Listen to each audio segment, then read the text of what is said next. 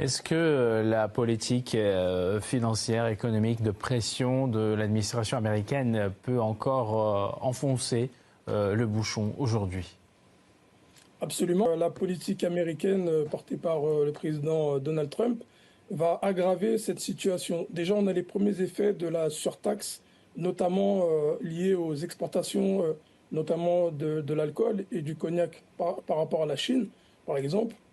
Ça s'est aggravé. On a normalement un secteur viticole qui est très exportateur et avec les droits de douane imposés par les Américains, bah, ça fait que ça va s'aggraver. C'est pour ça qu'il y a une solution qu'on peut avoir, c'est déjà au niveau européen d'harmoniser nos efforts de coordination et de contrôle des investissements étrangers.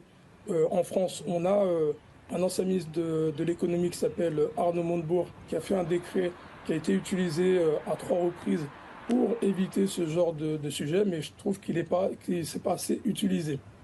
Deuxièmement, il faut désaméricaniser notre économie et prendre appui sur notre politique intérieure, jouer le jeu avec l'Italie, avec l'Allemagne, avec la Grande-Bretagne, avec d'autres en Europe.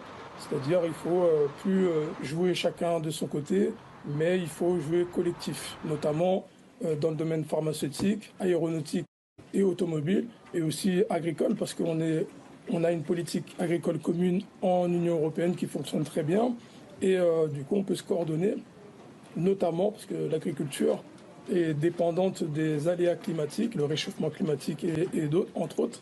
Donc on peut avoir des politiques de coordination. Il y a eu un premier signal de la Commission européenne sur les droits de douane. En France, le président Macron a très bien réagi en intervenant directement en disant que c'était pas un bon deal. Donc il y a des choses qui vont être encore à creuser et il faut se battre pour que ces droits de douane, ces surtaxes de nos voisins, que ce soit en Asie ou en Amérique latine ou au Canada, bah, ne soient pas un problème à l'avenir.